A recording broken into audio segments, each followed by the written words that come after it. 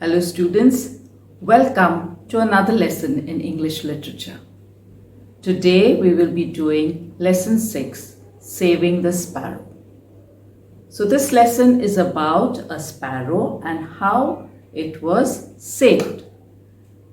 So before moving on to the lesson, let us talk a little bit about the sparrow. Now, as you know, you can see sparrows all over. You can see them on trees, you can see them on power lines, you can see them flying around. It's a very common bird. But nowadays, you don't see so many sparrows. If you have noticed, the numbers of the sparrows around us has declined. And there are two main reasons for this. One is the development, that is a lot of infrastructure around us.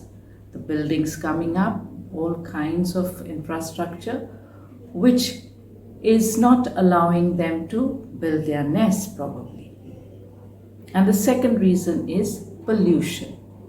So these are the two reasons why the numbers of sparrows is dwindling. Now moving on to a little bit about the sparrow.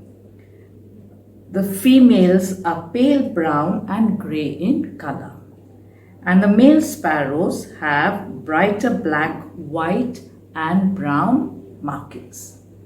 So this is a little bit about the sparrow. Now a sparrow is also called a house sparrow or an Indian sparrow. Now before moving on to the lesson, if you look around us in Goa itself, there are many beautiful birds. I'll just show you a few pictures of some of the birds that are found in Goa. So the first bird is, of course, the house sparrow. The second one is the Malabar pied hornbill. Next is the magpie robin, which is very common again. Then Indian pitta, jungle myna. Next is the Brahmini kite, which is also very common. Next, sandpiper, kingfisher. I'm sure all of you must have seen these kingfishers. Purple moorhen, egret, redshank. And the last one and the most important of them all is the state bird of Goa, that is the yellow-throated bulbul. So students, now we'll move on with the lesson, Saving the Sparrow. Now the main character in this lesson is Hiralal, a young boy, a school-going boy. So I will tell it to you in short or in the form of a summary. I won't be reading the lesson line to line because you must have already read it by now. So I will just explain the lesson in short, okay? I will read out the summary. Hiralal is fascinated by the power lines that bring electricity to their village. You must have all seen the power lines all across the place. He wonders if he could follow them to distant lands and meet different people. So if you see the power lines, they go on and on and on. So he must have also wondered if he could follow them and see where he could reach and what kind of people he would meet. He loves to watch the sparrows that sit on the lines in the evenings like beads on a necklace. So he compares the sparrows sitting on the lines. If you have seen, they sit in a line nicely, they sit on the power lines. So he compares them to the beads on a necklace. He wishes he too could fly like them to strange places. I think all of us wish to fly, isn't it? All of us wish at some point of time that we too were birds and we could fly up in the sky and see everything around us.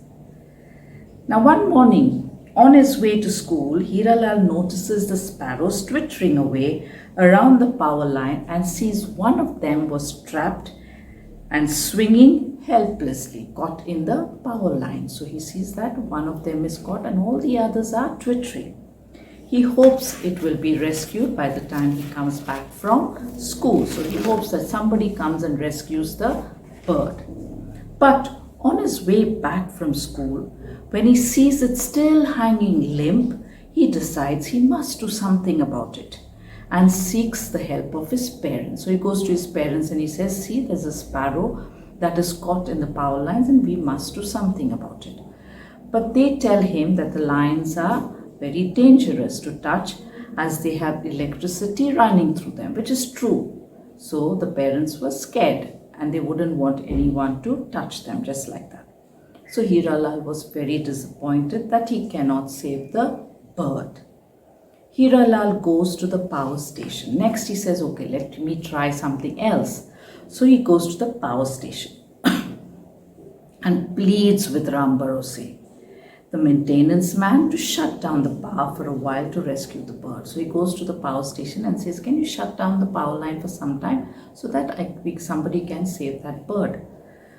He takes the boy to the supervisor, who explains to him that the power cannot be shut down and factories and hospitals depend on continuous power supply. So he says, we just cannot suddenly shut down something because we got to inform them that we are shutting down, because there are factories, there are hospitals running on this electricity.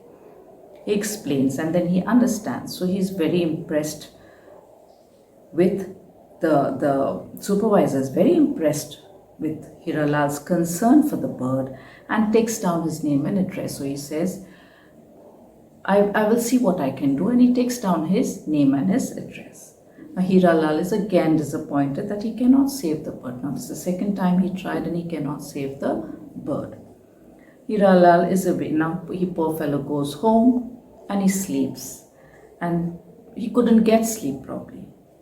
He's awakened in the middle of the night by Ram Bharose and his men. Suddenly he is awakened in the night. There is a power shutdown and they ask Hiralal to take them to the Sparrow so that they could save it. So suddenly he sees that there's a power cut and they're calling out to him. So he goes, they release it from the power line and hand it over to Hiralal. The little bird lies in his hands quietly for some time, but only for a while. Soon it flutters its wings and flies away. Hiralal is happy that he could save the bird at last. This he thinks is a magical moment he will always remember all his life. So what we can see in this lesson is that he, being a little boy, he's concerned about that bird because he knows that little bird is a living thing. So we should appreciate his concern for that living thing that is struggling there and is caught in the power lines. So that is a very nice trait about Hiralal. So we too must be concerned about each other and help each other when we are in trouble. Another thing we can see from this lesson is wherever there is a will, there is a way. So if you wish to do something and if you keep trying, you can succeed. You will have your way. So he tried. First he asked his parents, then he went to the power station. He was disappointed at first, but his trying on off and on did not go in vain. Finally, the little bird was saved. So hope you like this story. Yes, hope you enjoyed the story. You can read the lesson and I will see you for the online class.